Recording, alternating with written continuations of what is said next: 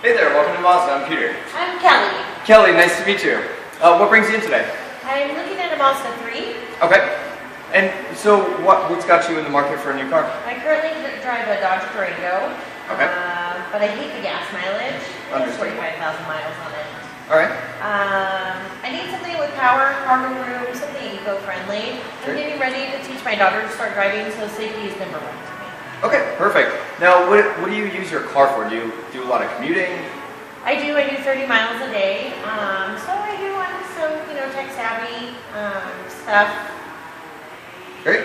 And then what kind of activities do you do with your family? We like to hike in the summer, ski in the winter. Okay, great. And now, are you only looking at the Mazda, or are you comparing to other vehicles? We also drove the Subaru Impreza and the Chevy Cruze. Okay. Let's see what Mazda has to offer. Great. Well, I'll tell you what. We'll give you kind of a whole walk around here, show you all the aspects of the car, and then we'll take it from there. Okay. All right. Now, right off the bat, you said you wanted something eco-friendly. The Green Car Journal actually gave the Mazda 3 the award for being a product of excellence. So it's a very eco-friendly car. Now, the new Mazda 3, right off the bat, you notice you've got this new Kodo design language. It means soul of motion. Kind of gives the car a much more sophisticated look, more aggressive stance. It gives the impression as if the car is moving while standing still. Now, one of the things that really sets this car apart, Kelly, is the new Skyactiv technology. You might have heard the term? Yes.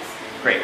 Now, Skyactiv technology is just umbrella terminology that Mazda is using for all the advancements in 5 big areas. So we've got the engine, transmission, chassis, body, and exhaust. Now, on this particular car, based on what you said, this is the S Grand Touring 5. So this is going to give you some of that cargo room, but you're also going to have good power in this car with the 2.5-liter Skyactiv engine.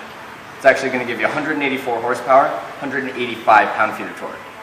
Now, you mentioned if you're looking at the Impreza and the Cruze, I want to show you some of the differences here. This is the Mazda app. This really lays out well the differences between the 3 models that you're looking at. So you can see here the engine power on both the Cruze and the Subaru is significantly less than the Mazda, but the Mazda is actually beating it in gas mileage even still. So, now what we'll do here on the S Grand Touring, so up front, first off, we've got HID headlights standard on this trim. HID headlights are going to be much brighter, and they're also paired with a system called adaptive front lighting. So your headlights will actually turn left and right up to 15 degrees, giving you better visibility around the corners. So if it's you or Katie driving, if you have that split second sooner to react to something in the road, that means you can avoid a collision. Now coming around the side here, the S Grand Touring is standard with 18-inch alloy wheels. The idea behind that being, when you put more rubber to the road, you've got a more stable ride, giving you a safer car overall. Now, Kelly, especially if safety is a big thing for you, the first line of defense is going to be your passive safety systems. One of the first things we think of with passive safety systems is going to be airbags. Now, this car is standard with 6 airbags, and I'll show you here on the Mazda app. The airbags in this car, you've got the dual advanced front airbags, which will protect your driver and passenger. You've got the side impact airbags, which will give protection for both front and rear, and the side impact air curtains. Now, what that means is that gives you protection for the upper body for your rear and front passengers. Along with the passive safety, you've got the new Skyactiv body. So Kelly, the new body that Mazda is using has front and rear crumple zones. And what that means, when the car's in an accident, it'll crumple like an accordion, giving you better protection for your passengers inside. The Skyactiv body is actually made with high tensile steel as well, so it's about 10% stronger than regular steel, giving you a safer car. Now I'll show you here in the back seat. You can actually go ahead and grab a seat. Now back here, you'll notice you've got great room as a rear passenger. This is actually going to be more passenger room than both the Chevy and the Impreza. Now back here also you've got fully independent rear suspension. And what that means is passengers in the back are going to have a much more comfortable ride, as opposed to a system like on the Cruze, where you've got semi-independent rear suspension. Now if you want to scoot around the back here, I'll show you cargo space. Now, especially if you're doing lots of hiking and skiing with your family, you're going to want to make sure you have that cargo space. So back here in the hatchback, you've got plenty of space here. This thing actually pops off the cargo cover to give you the vertical space. And then I'll come around to the side here. Now, you've got the 60-40 split folding seats. Now, what this allows you to do is fit a lot more gear, so that way you don't have to be going out and renting a truck just to do your activities. Now, I'll show you here on the sticker. Now, if you're doing a lot of commuting, obviously gas mileage is a big thing.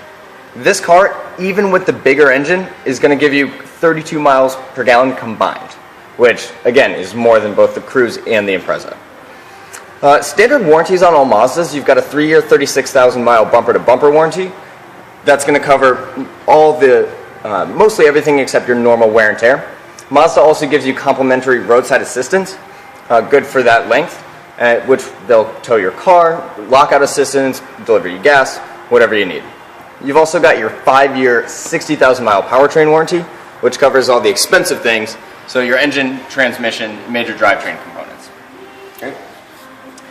Now we'll come here on the inside. You can go ahead and grab a seat.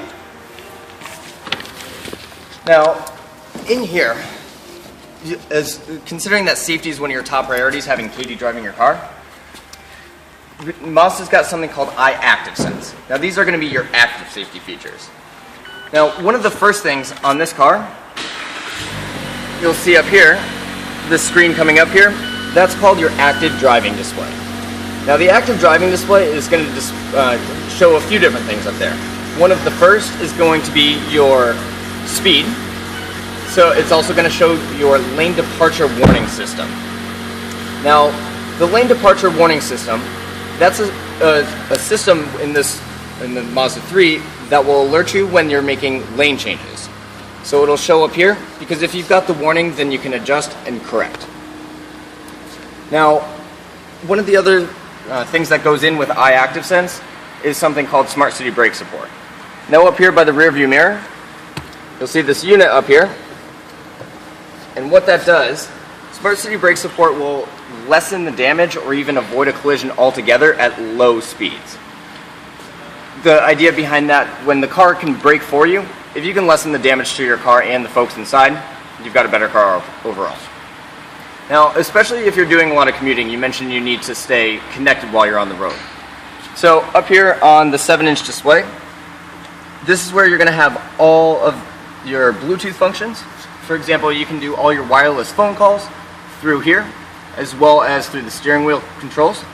That allows you to make sure you're keeping your eyes on the road while you're using all your main functions. Now, you've also got navigation up here, standard. The navigation system allows you to do lots of different things. You can change your route, and you can set specific ways that you want to go with it. And this system is standard on the S Grand Touring, whereas it's an option on both the Impreza and the Cruise that you actually have to pay extra for. Now, one of the things Mazda's always done really well is keep everything very simple and very driver-centric. So if you look here on the steering wheel, all the functions you use the most often are right there. So you've got your audio controls here, you've got your Bluetooth functions here, and cruise control over here on this side for you. The Mazda engineers, when they built this car, they wanted to make sure that you're keeping your eyes on the road as much as possible. So that's why the things you use the most are right there at your fingertips, so you can be safe while you're driving. Now, right now, Mazda is having their Drive for Good event. And so what this means is for every test drive that we take, Mazda will donate an hour of their time to community service in our local area. And then, if you do decide to purchase the car, Mazda will actually give $100 to a charity of your choice here. Now, one of the last things I want to show you is the rear view camera. Now, up there on your 7-inch display, just go ahead and pop the car in reverse. That's your rear view camera. So, when you're backing out of a space, I'm sure you remember when you first started driving, in order to do that safely, it can be kind of difficult. So Mazda put the rear view camera in here so that when you're backing up, you can see everything behind you. There's also a system here called Rear Cross Traffic Alert. Now I'm going to show you a short video here to demonstrate how that works. Rear Cross Traffic Alert, there's sensors in the bumper of the car that will actually alert you to traffic that's coming perpendicular to the car while you're backing up. And I'll show you here on the Mazda app. rear cross traffic alert. So the way this works, when you're backing out, the sensors can detect these cars here and alert you visibly in the mirrors as well with an audible beep inside the car. Now I'll show you a short video here.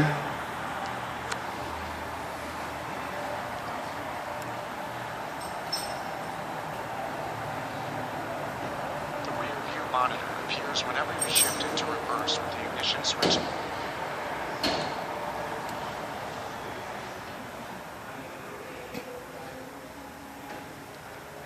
On.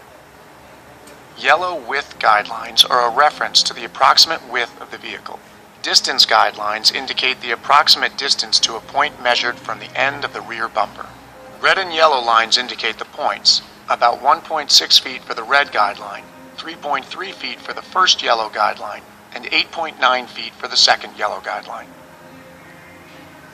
When the shift lever is moved out of reverse, the screen returns to the previous display.